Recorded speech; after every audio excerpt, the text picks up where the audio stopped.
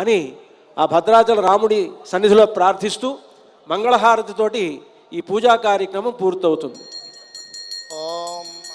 మంగళం కోసలేంద్రాయ మహనీయ, రెండు చేతులు పైకెత్తి గట్టిగా కరతాళ ధ్వనులు చేస్తూ ఉండాలి. సార్వభౌమాయ మంగళం భద్రాచల నివాసాయ భద్రాయ పరమాత్మనే జానకీ ప్రాణనాథాయ రామచంద్రాయ మంగళం. రామచంద్రాయ జనక రాజజ మనోహరాయ మామకాభీష్టదాయ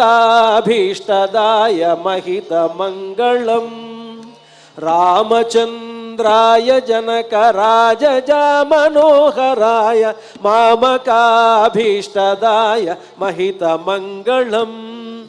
కౌసలేశాయ హాసదాస పూజితాయ రామభద్రగిరివరాయ సర్వమంగళం. భద్రాచల రామచంద్రమూర్తికి, సీతామాతాకి, రమారమణ గోవింద,